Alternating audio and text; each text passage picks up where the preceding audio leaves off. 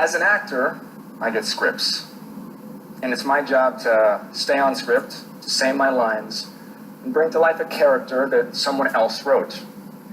Over the course of my career, I've had the great honor of playing some of the greatest male role models ever represented on television. You might recognize me as male escort number one, photographer date rapist, shirtless date rapist from the award-winning Spring Break Shark Attack, shirtless medical student, a shirtless steroid-using con man, and in my most well-known role as Raphael, a brooding, reformed playboy who falls for, of all things, a virgin, and who's only occasionally shirtless. Now, these roles don't represent the kind of man I am in my real life, but that's what I love about acting. I get to live inside characters very different than myself. But every time I got one of these roles, I was surprised, because most of the men I play ooze machismo, charisma, and power. And when I look in the mirror, that's just not how I see myself. But it was how Hollywood saw me. And over time, I noticed a parallel between the roles I would play as a man, both on screen and off. I've been pretending to be a man that I'm not my entire life. I've been pretending to be strong when I felt weak, confident when I felt insecure, and tough when really I was hurting. I think for the most part, I've just been kind of putting on a show. But I'm tired of performing. And I can tell you right now that it is exhausting trying to be man enough for everyone all the time.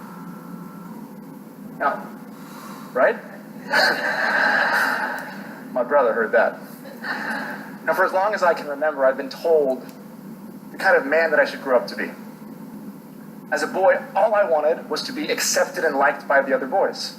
But that acceptance meant I had to acquire this almost disgusted view of the feminine. And since we were told that feminine is the opposite of masculine, I either had to reject embodying any of these qualities or face rejection myself. This is the script that we've been given. Right? Girls are weak and boys are strong.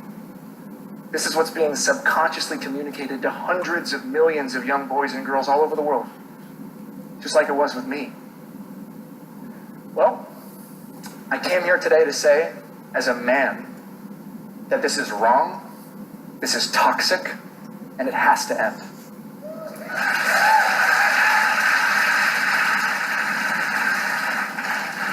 Now, I'm not here to give a history lesson. We likely all know how we got here, okay?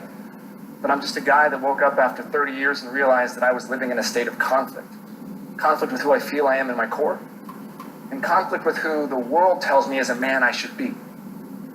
But I don't have a desire to fit into the current broken definition of masculinity, because I don't just want to be a good man. I want to be a good human. And I believe the only way that can happen is if men learn to not only embrace the qualities that we were told are feminine in ourselves, but to be willing to stand up, to champion and learn from the women who embody them. Now, men, I am not saying that everything we've learned is toxic, okay?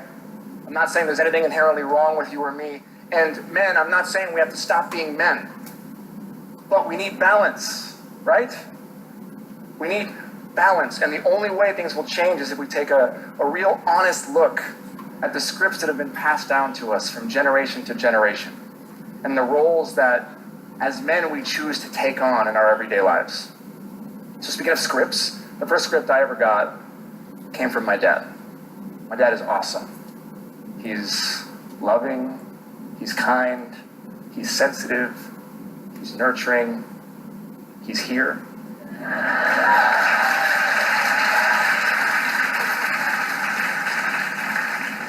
He's crying. But, sorry, Dad, as a kid I resented him for it, because I blamed him for making me soft, which wasn't welcomed in the small town in Oregon that we had moved to, because being soft meant that I was bullied. See, my dad wasn't traditionally masculine, so he didn't teach me how to use my hands. He didn't teach me how to hunt. how to fight, man stuff. Instead, he taught me what he knew, that being a man was about sacrifice and doing whatever you can to take care of and provide for your family. But there was another role I learned how to play from my dad, who I discovered learned it from his dad, a state senator who later in life had to work nights as a janitor to support his family. And he never told a soul. That role was to suffer in secret.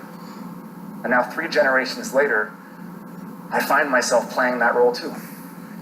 So why couldn't my grandfather just reach out to another man and ask for help?